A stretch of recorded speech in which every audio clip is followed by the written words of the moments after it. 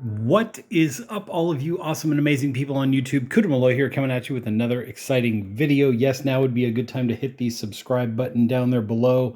Also, give me a thumbs up if you like what you're seeing. Okay, so a lot of people bought these Kitchenaid pasta press machines, and they're curious about the actual recipe. I have yet to find a good YouTube video that actually has the recipe in the video. So, boom, here you go. Here is actually from the Kitchenaid manual. That is the actual recipe for basic egg noodle pasta. Take a screenshot, do whatever you got to do. Let me explain this to you. Okay, so what they're saying is 4 large eggs, right? 3.5 cups of sifted all-purpose flour, then 1 tablespoon of water, and 1 teaspoon of salt. And I'll explain each of these in a second. So eggs come large, they come small. What you think is a large egg might actually be a small egg. So what they're saying is when you actually go to break the eggs into a glass measuring cup, make sure the eggs measure 7/8 of a cup, right? If they do, you're fine. If it's a little bit over, no big deal. But if it doesn't, what they're saying is if less than 7/8 of a cup, add additional water. They don't put additional here. I really wish they would have put that here. Like maybe over here in the ingredient section, they could have put like additional water as needed, you know, that kind of thing. And what they're saying is to add 1 teaspoon of water at a time until the measurement is reached. The measurement meaning of 7/8 of a cup of the eggs inside of that measuring glass. So you want enough moisture basically so that the dough can pass through the extruder right part, so that the dough can pass through. It's not too stiff to where it won't pass through, but yet again, it's not too thin to where it's like rubbery paste, right? It needs to be firm. The dough needs to be firm to pass through these extrusion holes, right? As you go ahead and make your pasta. So to summarize just this section here, right? What they're saying is that you need this 7/8 of a cup measurement of the eggs and then whatever additional water you needed, plus the 1 tablespoon of water extra or additionally on top of it. So it's actually 7/8 of a cup plus 1 tablespoon of water. I learned that the hard way, and you had to experiment, and that's how you end up finding that out. So then the next part of the process is place flour and salt in the stand mixer.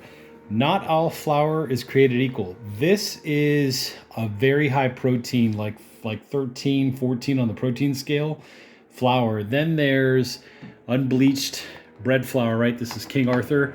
This is semolina, right? Semolina is like sand. It's like very coarse, grainy, ground up Durham semolina, basically. So what I usually do is when it says 3.5 cups of sifted all-purpose flour, this is just me. What I'll do is I'll do 3 cups of flour, right? And sometimes I switch between the high protein stuff and the unbleached bread flour, the King Arthur. And then what I'll do is that extra 1/2 cup, I'll put in the semolina because I want a little more texture, a little more chew, a little more, let's say, graininess to my pasta. Like I want my pasta to be hearty, if that's the right word. So what I do, this is just me, is I do 3 cups of flour and then 1/2 cup of the semolina flour, if that makes sense. Okay, so what they're telling you is place the flour and salt in the stand mixer, attach the bowl and the flat beater right to your mixer, and then basically turn to speed 2, gradually add in the eggs and 1 tablespoon of water. That's that extra 1 tablespoon of water right there, right? And they're telling you to mix for 30 seconds, stop the mixer, exchange the flat beater for the dough hook, turn to speed 2, and knead the dough for 2 minutes. Then what they're saying, this is very important, is let the dough rest for 20 minutes. What that time does is that time allows the flour to absorb the water and the eggs and hydrate the flour so that it becomes a more, let's say, homogeneous type unit, right? The flour's happy, it's been hydrated, you get the idea. So then what they're saying is then you can remove the mixture from the bowl and place it on a clean surface, like your countertop, a wooden board, whatever it is, stainless steel countertop, you get the idea.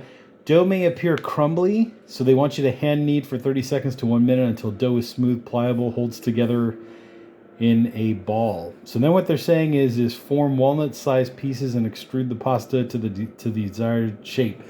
So what they're basically telling you to do is after you have this ball of dough, you could either cut it up or tear it with your hands. I like to tear it with my hands because I think it It's just more structurally sound because the gluten sticks together better when I tear it with my hands.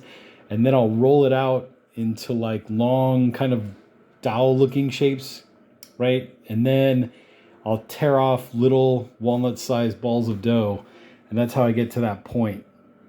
So then separate and dry so basically what it's saying is form walnut sized pieces and extrude pasta into desired shape. There's a whole lot going on there. That's the part where then you would attach your pasta extruder to your machine, to your KitchenAid mixer, you know, put in the desired shape that you want. Like this, I think is bucatini, something like that. There's a spaghetti in here. There's a whole bunch of other ones. You get the idea. But anyways, what's going to happen is after you extrude it, right, extrude pasta into desired shape, separate and dry as desired and then follow the cooking instructions above. Yields about 1.5 pounds of dough is what they're basically saying here.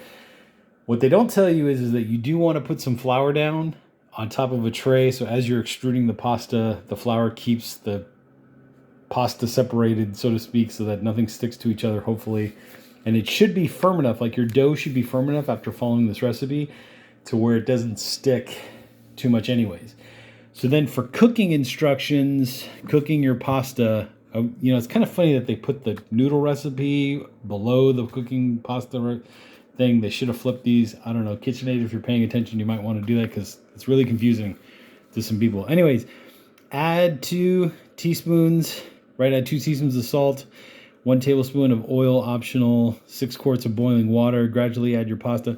6 quarts of water is a lot of water. So depending on how much pasta you made, you might need more, you might need less, whatever it is. Gradually add your pasta. Continue to cook to a boil till it's al dente slightly. Normally, like for fresh pasta here, it says 2 to 5 minutes. Honestly, I think it's closer to the 1 to 2 minute range. If you cook your pasta for 5 minutes, it's going to turn into glue, like the glue factory.